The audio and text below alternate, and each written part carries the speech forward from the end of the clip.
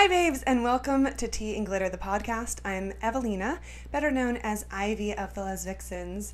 I'm a lesbian burlesque performer, and I've spent my entire career learning how to own my body, my identity, my sensuality, my sexuality, and my life, and to empower others to do the same. On this podcast, I spill the tea and give you all that gay girl glitter on how to live a more peaceful, productive, pretty, and happy life. I'm so excited you're here. Grab a tea and let's get into it. Oh my goodness, we made it to episode 4. I am so freaking hyped. I think I'm gonna be hyped about every single episode. I'm honestly still in shock. This is the first episode that I'll be recording since the launch, and I launched 3 episodes at one time on Spotify, Apple, all the podcast platforms, and also on YouTube.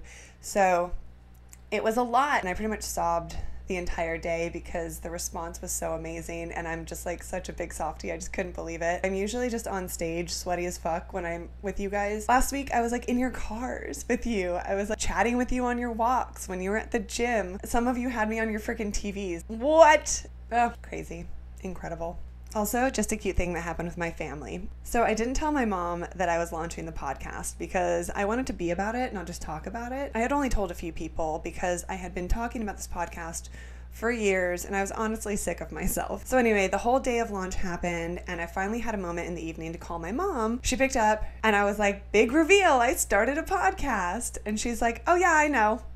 It was my coming out story all over again, anticlimactic reveal. Basically, she checks my YouTube channel pretty regularly in case I throw a new video up. And it's been, 3 years of radio silence, and she went to go check, and surprise, 3 videos were there. So she was super excited, and when I'd called, she had just finished watching my coming out story because she said she knew she was going to be in that one. And then she was going to get ready for bed and then watch the other 2, which is hilarious. But we reminisced about my coming out, and she was telling me that she remembers that drive to the lunch, and she knew what I was going to say. And she's basically just been waiting by my closet door are you ready to come out yet? Which I thought was really cute. I didn't know that. I didn't know her perspective on it. Just really awesome. And she was super hyped about the podcast. So was my brother and my dad. So that's really awesome, especially because I talk about them. But yeah, thank you guys so much for your incredible response to the podcast. I've screenshot everything you guys tagged me in. I couldn't believe I was in group chats and on your TVs and everything. It just means the world to me, and I'm so happy that you're allowing me to be a part of your life in a very real way, listening to me talk to you, other places other than just when I'm on stage. So, I'm getting emotional already. Jesus. Okay. A lot has happened since I recorded the first 3. We wrapped up Pride Month, and then we had St. Pete Pride at the end, and when I was on the mic at St. Pete Pride, I asked the crowd of queer women and non-binary babes, for how many of you is this your very first Pride? And 50% raised their little paws. And I was shocked. I was like, really?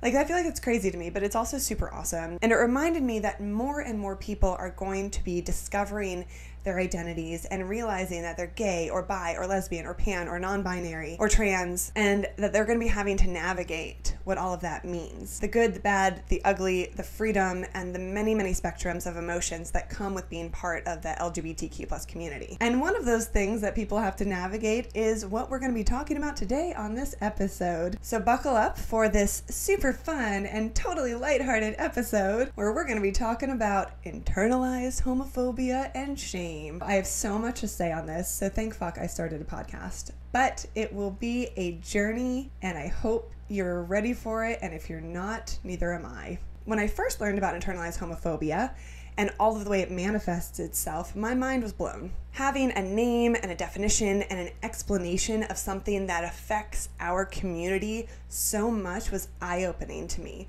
and helped me make sense of something that is honestly really challenging and very nuanced. I understood right out the gate how internalized homophobia could affect us in obvious ways, right? Society says gay is bad, me gay, so me bad, right? But it was the less obvious ways that really rocked my world. I'm very excited to talk about them because I think that this can help some of you who might be feeling these things or having these things manifest in your life that you're not sure where they're coming from or what's happening or why you're experiencing them, or you might not even be fully aware of them right now, but through listening to this podcast, you might be able to see yourself in some of these things and be like, holy shit, I need to unpack that. Internalized homophobia and shame is our occurrence. Internalized homophobia and shame are currents that run very deeply under our community. Like, you could be totally happy being gay and still experience shame and internalized homophobia. Like, it's freaking wild. And because we're all humans living very different experiences on this earth, the ways internalized homophobia can manifest within us, that's also going to be very different and varied. We're all profoundly affected. If you don't experience a lot of shame, thank God for you, but I think a lot of people do. And a lot of the behaviors, thoughts, and feelings we have are rooted in shame, and you may not even know that. Even if you don't have a lot of shame, I think having more understanding of where this shit comes from can help us all. And knowing how to identify it within ourselves can be hugely healing, especially if you're experiencing internalized homophobia like heavily within yourself. My main goal in life is to experience as much peace as I can. Like, that's literally what motivates me to curate who I allow in my life, my routines, my habits, therapy, like all the things that contribute to creating more peace in my life.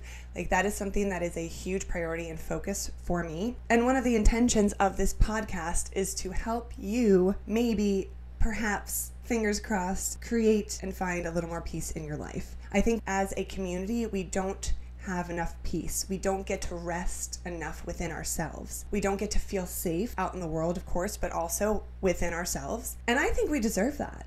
I think we deserve to not have to war within ourselves and to find comfort and safety and peace within ourselves. And the biggest culprit that steals our peace, like the big boss in this video game of life that fucks with our lives the most, is homophobia and also internalized homophobia. And they are besties with shame.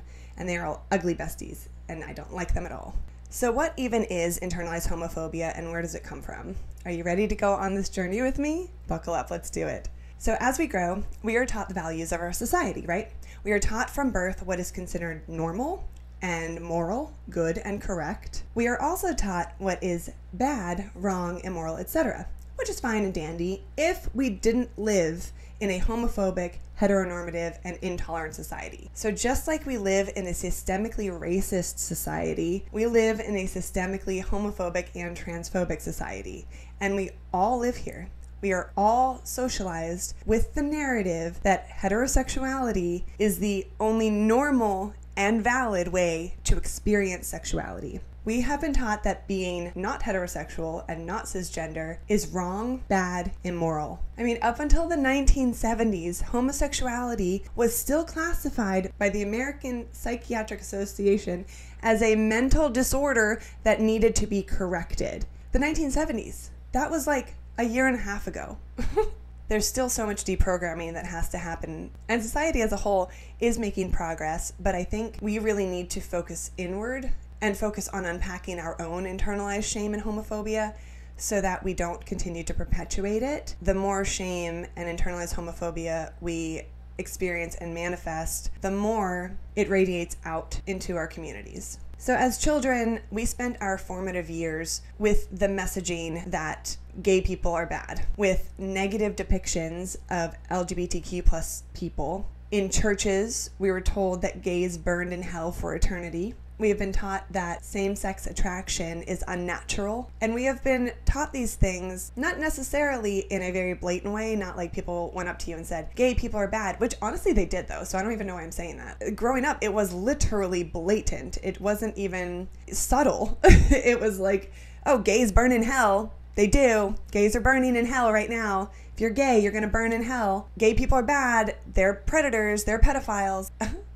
Okay, so it was very blatant, but it was also in other subtle ways too. So we get it from both sides. We got the messaging very loud and clear, and also insidiously steeped in the rest of society's messaging. This constant barrage of this narrative and these lies and these misrepresentations and these shaming of non-hetero people definitely absorbs into our psyche. And all of this messaging can lead to some pretty fucked up feelings when we end up growing up to be gay. Like when you were a kid, one of the worst insults you could throw at someone is say they were gay, right? Or a lesbian.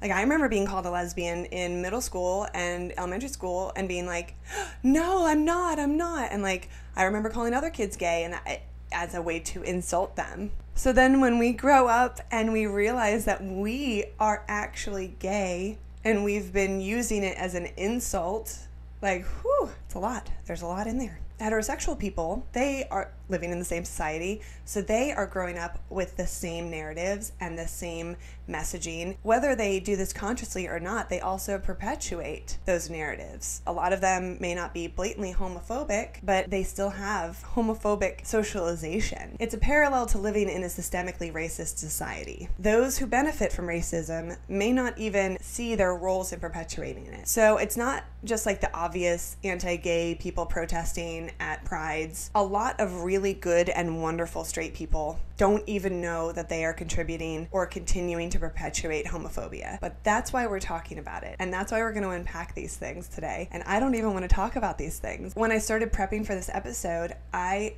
was really surprised because I started feeling a strong desire to pull back and to not go full force into this and to like be nicer and gloss over it and not go super deep and just kind of be like, yeah, so, you know, we internalize homophobia and that sucks. I wanted to go deeper, but then once I started really going into this, I started feeling fear that I was going to make some straight people uncomfortable, or I was going to make some gay people uncomfortable, and then I was going to face people listening putting up barriers to even admitting that this is a problem. Like I saw so many of my white friends not admitting or not being able to face the fact that we do live in a systemically racist society and that they participate. I don't want to censor myself. So I'm not going to, and this stuff is super uncomfortable, but someone needs to talk about it, and I guess that's me today. Here's why this is happening. The systemic oppression and shameful messaging its main goal is to marginalize LGBTQ plus people and keep heterosexual people and their relationships in a position of dominance and privilege.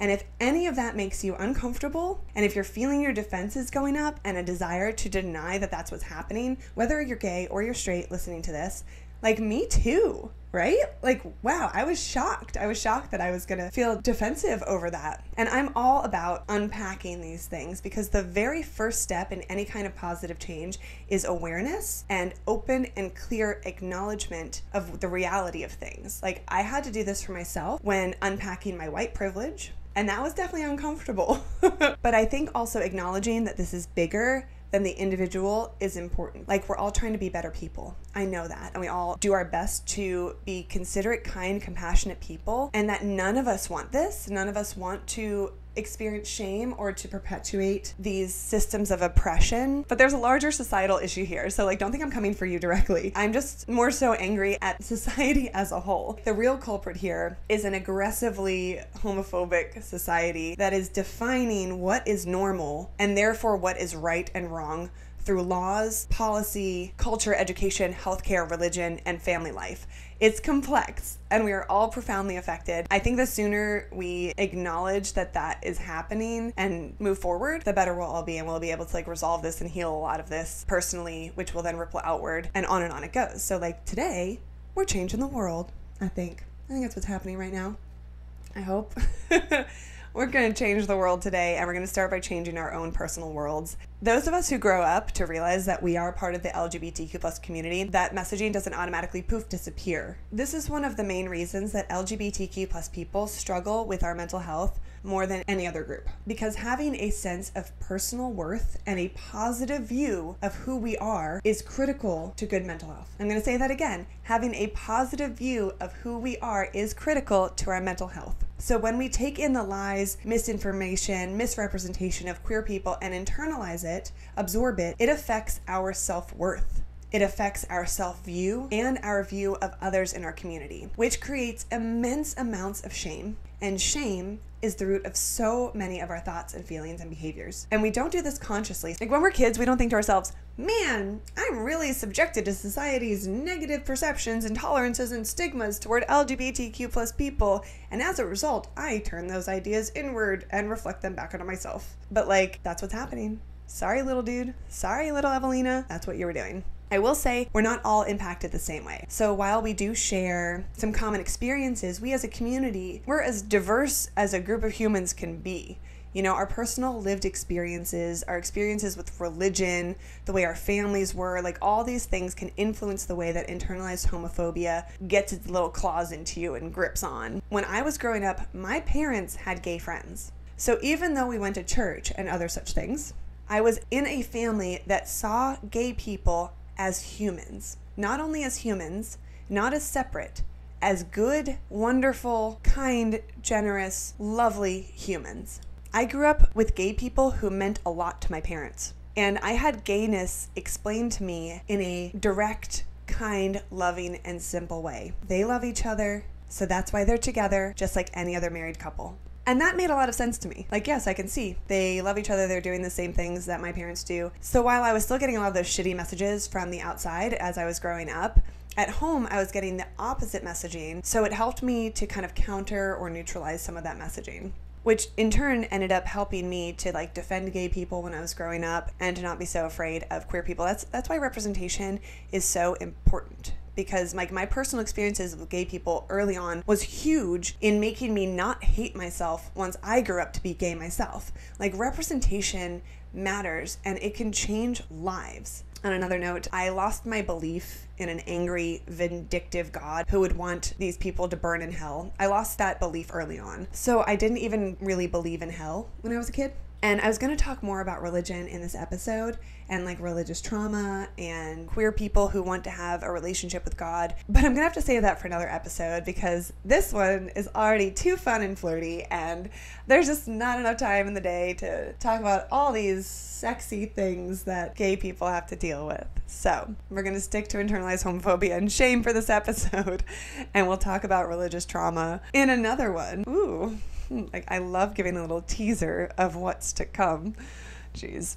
So I do want to say, when you are questioning whether or not internalized homophobia is manifesting in you, like the only person who can really answer that is yourself. My goal here is to give you perspectives, knowledge, information, a mirror, if you will, to look back at yourself and see if any of this is something that's affecting you. That's one of the reasons I wanted to do this podcast, because I see it manifested in so many people and they are so completely unaware of it, and it's negatively affecting their lives and negatively affecting their self-worth and their abilities to connect with other people and all these other things. So I feel like it's incredibly important to talk about this, even though I'm uncomfortable, and I think some of you probably are too. Now that you kind of like understand that it's not you, it's not your fault that you have these things. It's a societal issue. It's larger than us, but it is up to us to unpack it for ourselves. Let's talk about some of the ways that shame caused by internalized homophobia manifests itself in our lives.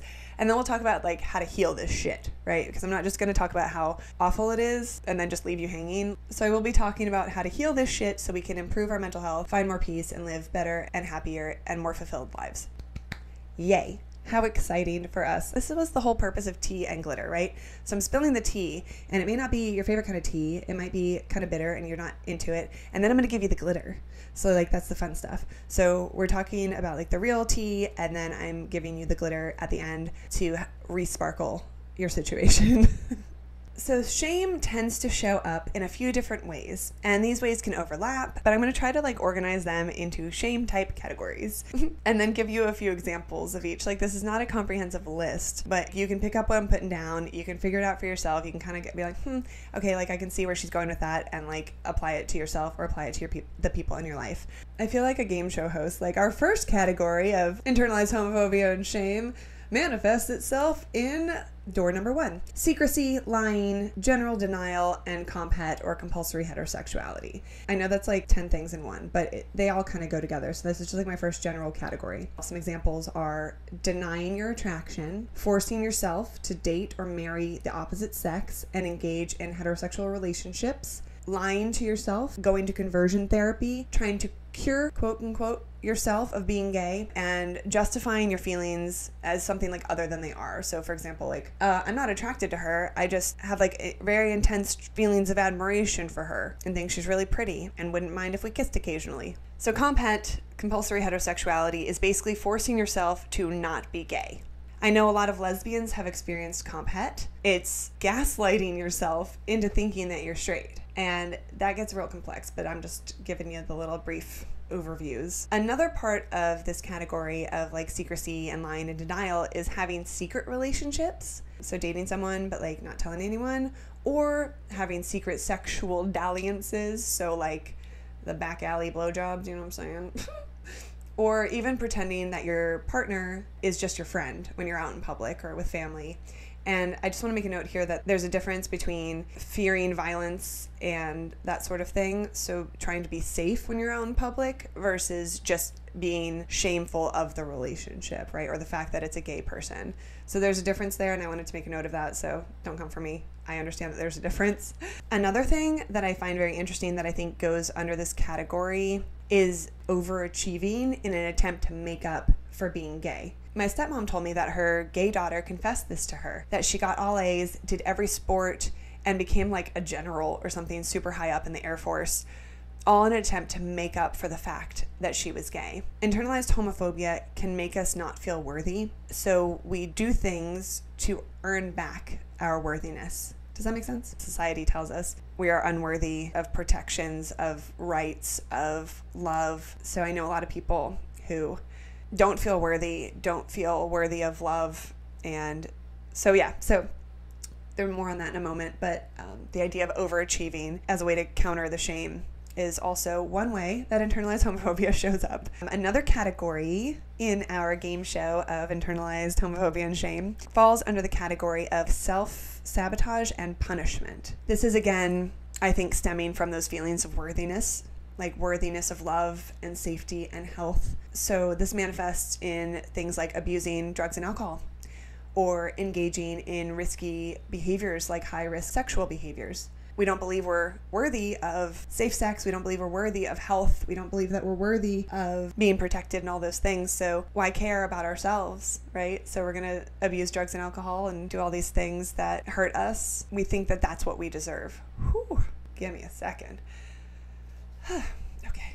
This category also includes not allowing yourself to develop intimacy with other people, avoiding relationships entirely, isolating yourself, not allowing emotional investment, but maybe only physical sex. So you might bang a dude in a back alley if you're a gay guy, but you would never have a relationship with a man. So you're denying yourself the emotional intimacy. You're denying yourself healthy, loving relationships, denying your desires and your needs. This also manifests itself in sabotaging healthy relationships or being abusive within those relationships because you're acting out your internal hatred on your partner because they're gay, so you hate them as well. You hate yourself, you hate them, but you're gay, so you're feeling all these complex emotions that come down to shame and internalized homophobia. Again, we don't feel worthy of healthy, happy relationships, so we do everything in our power to make sure that that's not what we have. Feel like we don't deserve it.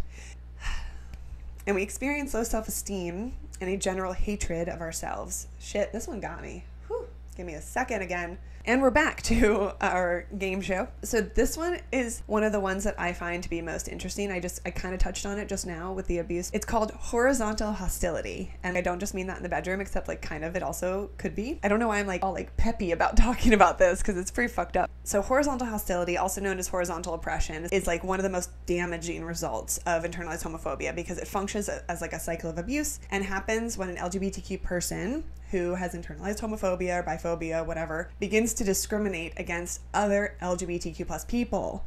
And this can take some interesting forms.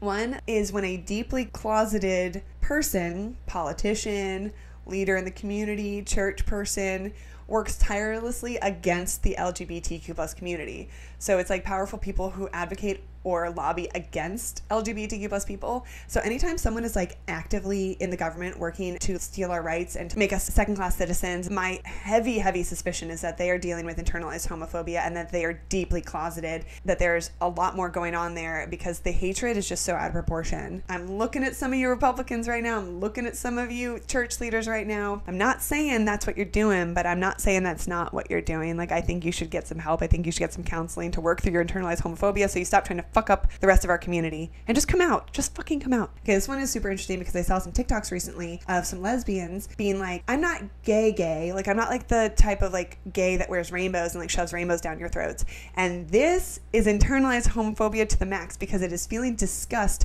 toward other LGBTQ plus people who don't express themselves in a heteronormative way. If you are speaking about other members of the community who choose to wear rainbows, who choose to be out and proud, who choose to be vocal and to wear their gayness on their sleeves, if you will, and you talk shit about those people, that is internalized homophobia. And I'm not saying that if you don't want to wear rainbows, that's what you're experiencing, because like honestly, not everyone looks good in all that color, you know what I'm saying? But it is having disdain for those who do wear rainbows. That is the internalized homophobia part. Does that make sense? You don't have to deck yourself out in rainbows to be out and proud. Like, you really don't have to do that. Honestly, this is a side note, but I kind of hate the lesbian flag. The color scheme is not my favorite. I have so many other color scheme ideas that I think would have been better. But anyway, that's just a side note. When you say things like, oh, I'm not one of those gays who shoves rainbows down people's throats, that is literally homophobic rhetoric. That is literally what homophobes say. I don't mind that lifestyle, but why do they have to shove it down our throats? No one is shoving it down your throats. What's happening is that we are being visible in a society that wants us to be in the closet, that does not want us to be visible, that does not want us to be outside the heteronormative parameters. And so when someone is wearing a rainbow, when they are being out and proud and visibly gay. So when a gay person is regurgitating homophobic narratives like shoving rainbows down our throats, that is internalized homophobia. And once again, you don't have to wear rainbows. You like literally don't. But it is your judgment and your disdain of other LGBTQ people when they're wearing their rainbows and they're going to their prides and they're throwing glitter and they're doing their thing. Like, it is the excessive judgment and disdain. Also, just in general, like excessive judgment and disdain of other LGBTQ people, anger and resentment toward other people who are owning their identities and being out and proud. It's a projection. Another thing that falls under this particular category is being pissed off that certain people are part of your community or represent you. I use that in quotes. You know, when there's a trans person or a non-binary person who is speaking at a political rally, being pissed off, being like, they don't represent my community, or dividing the community as like what is palatable still. So gay men and lesbians, like, that's fine. But how many letters are we going to have? Like, all of that is something you need to unpack. So if you're one of those people who finds yourself feeling hostile toward other gay people, or to feeling very judgmental when you see them living out loud and living their best lives and being out and proud, and you feel intense anger toward that, or if you feel annoyed or frustrated by those displays, I think that that is a clear sign that you need to take a look at yourself, because those of us in the community who don't hate ourselves celebrate the people who are living their best lives and living out and proud. Another thing that falls under this that I just remembered about is being judgmental about where someone is in their coming out journey. If a lesbian comes out later in life but had relationships with men up until this point, judging them and saying that they're not really gay and all of these things, that's some projection right there, baby. That's some internalized homophobia. That's some disregarding of someone's identity and their journeys. And that's, again, something that I think you need to look at. Take a peek. And I was debating with someone the other day about whether or not baby gay is like an internalized homophobic thing. But like, I use baby gay. It doesn't matter if you're, 18 or 58 and you're newly coming out. Like, I'll call you a baby gay, but I mean that with love, ready to support you and stand with you. And I'm excited for your journey. So I don't think I think it's intention there, depending on like how you use a phrase. So for me, when I say baby gay, I don't use it in a way to invalidate someone's experiences. I more so say, welcome to the world, little one. Let's do it. Even if you're 65, welcome to the world, little one. Let's go. Like, I'm so excited for your journey. So internalized homophobia can have very negative effects on us, on our mental health. It can prevent us from living fulfilling lives. It can keep us in a place of perpetual shame and stress and anxiety. It can keep us from having close relationships or ruin the relationships that we do have. It can contribute to self-harm, substance abuse, chronic stress on the body. It can actually manifest in illness in the body. Being able to face these things and acknowledge them is the first step and the most necessary step into being able to mitigate, manage, heal these things. The more we heal within ourselves, the more we heal this hatred we have for ourselves and others in our community, the more powerful we become, the happier we are, the less mental health issues, the less suicide, the less self-harm, the more gay people who are finding safety and security and love within themselves and within the community, the better we all are. So that brings me to, how the fuck do we heal this? How do we unpack these things? This is the glitter that I've been waiting to throw. So I'm not going to be like, just learn to love yourself, because yeah, if it was that easy, then we would just love ourselves, right? If you haven't picked up by now in this podcast, it's more complex than that. For shame to grow, it needs 3 things: secrecy, silence, and judgment. I think that that is one of the things that internalized homophobia does really well. It makes us want to live in secret. It makes us want to live in silence, and it makes us very, very judgmental of ourselves and others in our community. What can help counter that is empathy and self-compassion, because shame itself is not a driving factor in behavior change. The only thing that has been linked to consistent behavior change is self-compassion. Something that I really want you guys to understand is that none of this is rational. This is all very emotional. So our rational brain, we get it, right? Like, we totally get it. I understand that society makes me want to hate myself, but like, I don't want to hate myself, and I don't think I hate myself, and I don't hate others in my community, but like, there's an emotional component here that is not rational. And so you have to reconcile the two. And that does take time. It takes patience. Like I said, the first step is acknowledging what's going on within you and within your heart and within society. Think critically about how internalized homophobia could be affecting you or those in your life instead of rejecting the notion outright. Read more about internalized homophobia. I know that this podcast was long and in-depth, but not as in-depth as I could have gone. So if you still have questions, definitely read up about internalized homophobia. It's like less written about than coming out in general, but there's still a lot of information out there. This next thing is huge. It is huge, huge, huge, huge, huge. Building a support system. It's absolutely essential. Being surrounded by other queer people and straight allies who have compassion for the LGBTQ community is huge. Like me growing up, being surrounded, not fully surrounded, like it wasn't like my parents had only gay friends, but they had such a mix of gay friends and straight friends. Having that exposure, that representation changed my perception. It changed my life so that when I came out, I didn't have to struggle. I didn't have to war as much within myself. I didn't have to think that I was going to burn in hell for eternity. I didn't have to hate myself. So the more you can surround yourself, even now, even after you've realized these things or you're coming out or whatever, the more you can surround yourself with positive queer influences, the easier this all will be for you, because the more exposure you have to something, the less you're afraid of it. And the more you can see that we're just people. Like, we literally just are people. I know we're hotter than most people. Like, gay people are just more attractive. I'm sorry, I'm not a scientist, but those studies have been done. They have shown gay people are just hotter. So I understand that might be a little difficult for you to handle.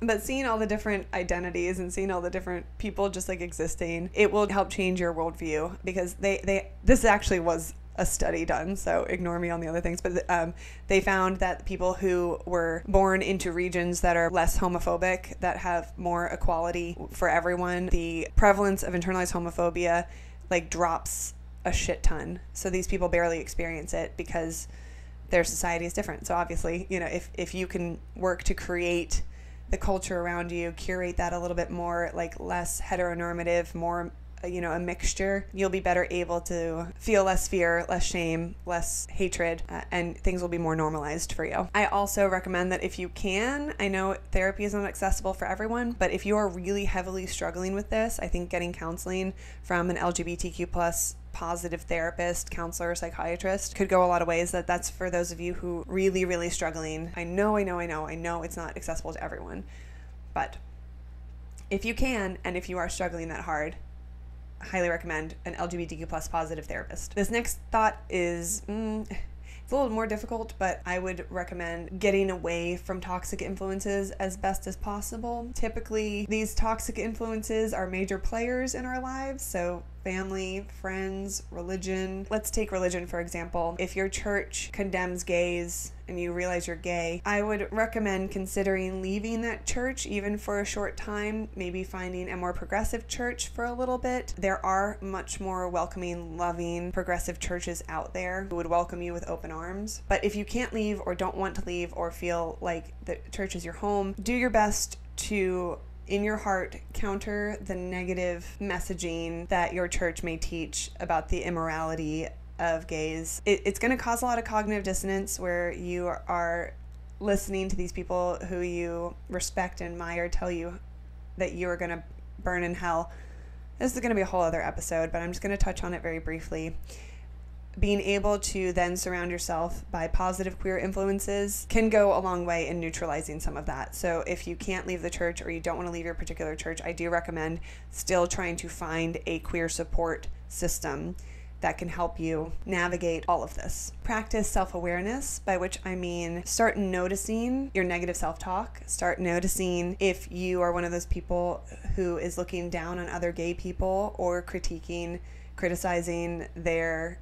the way that they are experiencing their lives. Once you start being more self-aware and noticing those things, it's easier for you to check them. And each time you do that, examine like the source. Where did that come from? Why did I think that? What is it about this person that is irritating my soul? What is it about me that's irritating my soul? What is it about this feeling, this emotion? And be very, very self-aware. The unexamined life is not worth living, right? Like, so examine your thoughts and feelings. And I know that sounds exhausting, but it's really not. Someone told me once that your first thought sometimes is a socialized thought and your second thought is your own voice. So the example that I'm going to use here is if I see a girl taking a little walkie walk and she's wearing a revealing outfit, my first thought is, what a slut. And my second thought is like, I don't think she's a slut. I love her outfit. She looks great. Like, you better slay, girl. And so it's that kind of thing, that like initial knee-jerk socialization thought, and then you counter it with what you're actually thinking, and then you kind of examine those two things. And then it gets easier, and then the less the thoughts that you don't actually have about something, the less hold they will have on you. If you haven't come out yet, and if you can do so safely, I recommend doing that, because the more we hide, the more secrecy and shame we have, the more this stuff really affects us negatively. Our mental health go to shit when we have to constantly be lying to ourselves and to others about who we are and what's happening. Of course, I have a whole episode about coming out, so reference that if you need any help there. But the idea of continuing to hide who we are from the people in our lives, from ourselves, is extremely damaging, exhausting. Coming out is one of those huge milestones in a gay person's life where they are reclaiming their freedom and their love for themselves, and they are not hiding in the shadows, and coming into the light and wearing sunscreen is one of the best things you can do for yourself. And remember that like internalized homophobia is not coming from inside you. You are not sick. You do not need to be cured. Don't compound the guilt and shame if you realize that you have been manifesting this internalized homophobia. Just take these steps, acknowledge things, examine things, and free yourself from the weight that is keeping us all down. Society wants us to feel so much shame, but we don't have to. The more we surround ourselves with queer people, the more we experience joy, the more we are honest and authentic. And that is the big thing, is honesty. Like, we've been lying to ourselves for so long and feeling so much shame and so much pain for so long. And it's not something that I want future generations to have to go through. So we're doing the work now. We're doing the work to undo all this generational trauma and internalized homophobia. I want you to use this podcast as a form of support. I'm obviously not a medical professional, and I'm not a scientist, or I'm a lesbian burlesque performer. I'm not a mental health therapist, but I do want to be part of your support system. I do want to talk about the heavy shit and the hard shit and the fun shit and the gay shit, glittery shit and all the things. So being a support for you, being someone who is not afraid to get uncomfortable. I was so uncomfortable. This is the reality of what queer people face growing up. This is part of our lives. Silence is violence. Like, I'm not going to not talk about these things that I think our community needs to talk about. And the more we talk about it, the less scary it is, the more we're able to bring things to the light, the less secrecy we have. And like, remember, shame requires secrecy, silence, and judgment. And if we are communicating with each other and ourselves about these things, and calling ourselves out and holding ourselves accountable and doing it all with self-compassion and empathy, it's going to take work, but it is the work that is worth doing. And that's what I feel like this podcast is. Some episodes will be more fun. Some will be a little more heavy. This one, just call me heavy on this episode. I'm not exactly sure what the next episode will be. I have to think about where I want to go from here, because I have a bunch of ideas. I just need to see like which one's going to fit best. But this was the 4th episode. I hope you enjoyed it. I hope you found it enlightening. I hope you found it empowering. I hope you found it comforting to know that you're not alone. I hope you found it motivating and that you're like hyped to make the most out of your life and reclaim the freedom from internalized homophobia and shame. I'm here for you. I'm trying to be here for you every single Wednesday. We'll see how sustainable that is, but like, so far so good. And I love you all so much. I hope that you go out there and have a great day or a great night or whatever it is you're doing. Be good to yourselves, be good to each other. Don't forget to follow me on social media, Instagram, TikTok, YouTube, etc. Leave a comment, leave a review. Unless it's going to be a bad review, then don't do that. Just get out of here with your internalized homophobia. I love you all so much. It's been a wild ride. Thank you again so much for all of your positive and beautiful responses to the podcast in general. And I can't wait for more. All right, guys, have a great day. I love you. Bye.